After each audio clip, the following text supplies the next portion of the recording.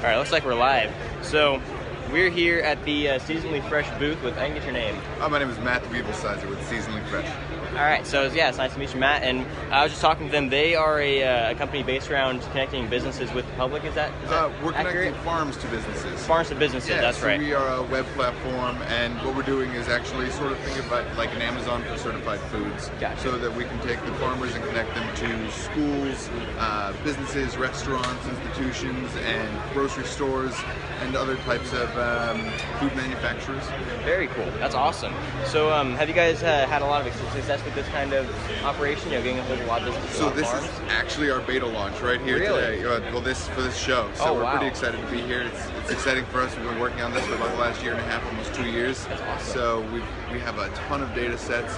We pulled in information from the USDA and a bunch of other places and normalized it to have a really comprehensive data set that we think is really going to be valuable to a lot of different avenues of the industry.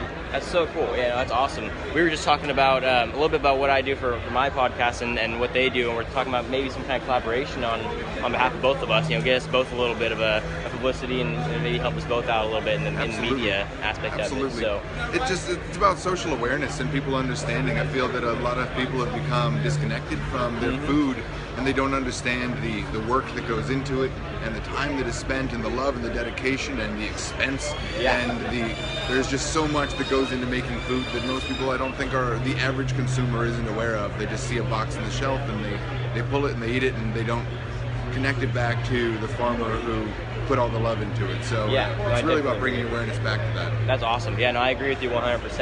And see, it's like we were just saying, I do it more on the consumer level, getting people, aware of, like you said, where their food comes from and what the process goes through to get their food from farm to plate. And I think it's really important that people really get that now, and people just, not only do they not understand it, but because they've been fed lies about how it happens, they believe the wrong things, and it's just a domino effect of them hurting other people in the process. They're trying to keep them healthy and keep them alive. And the political challenges that are associated to it, and the environmental problems. I mean, I know in this region, a lot of the people that I've talked to have had a lot of really sad stories about water issues and dealing with crop shortfalls, and it's sad, but again, if you don't know, we can't create change. So it's about bringing awareness to that. Yeah, no, 100%. I always say, there's tons of problems facing the ag industry. There's the drought, regulations, environment. There's all kinds of issues, and I think that a good portion of them can be reduced if people just understood what was going on and we're trying to actually benefit the farmers they're trying to feed them. Absolutely.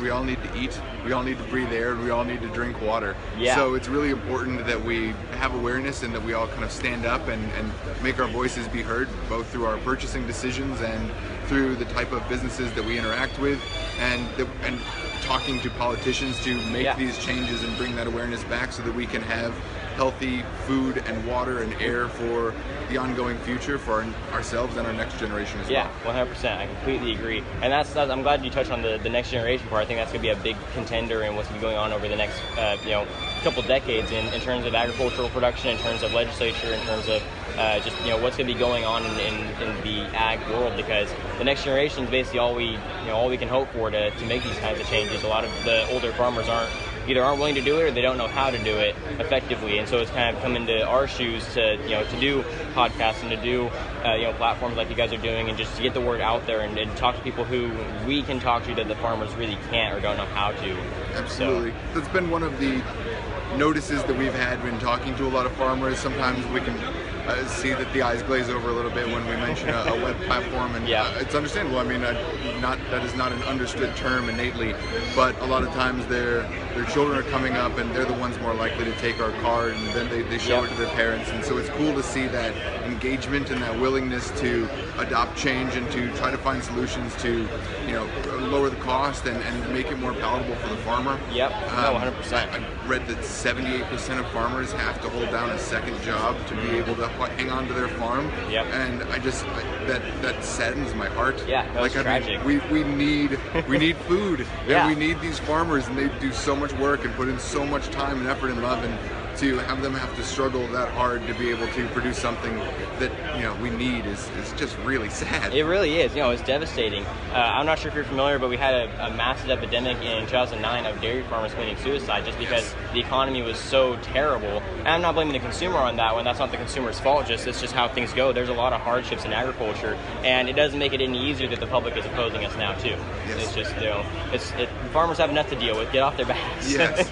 Yeah. But again, because of what you're doing and things like this, we are able to create this change through awareness. So it's just I'm thankful for opportunities like this where we can all talk to each other and begin to share and understand and grow together. Yeah, no, I think one of the most important parts of fixing the problem is the conversation. Heck yes. Yep, just talking about it and talking about solutions. Even if we don't all agree on the solution, just talking about what conclusion we can come to is going to benefit everybody as closely to equally as possible. Yes, only through communication can we begin to have change. If nothing is being talked about, nothing is going to happen. Exactly, I agree 100%. Man. Well, I thank you for your time. I think I'm going to get going and get some other interviews out here, but I'm really glad I stopped by your guys' booth. Thank you. You as well. Please check out our system. We are seasonallyfresh.com. We are a platform that is connecting farms to businesses, so please come out and connect with us. We're here at booth 1016, and obviously on the web at seasonallyfresh.com. Awesome. Yeah, go check them out, guys, and they're going to be promoting me. I'm going to be promoting them. It's going to be great. We're going to do some kind of co-op, hopefully, within the near future. Absolutely. And, can't wait for it. So, thank you. Thank you for your time.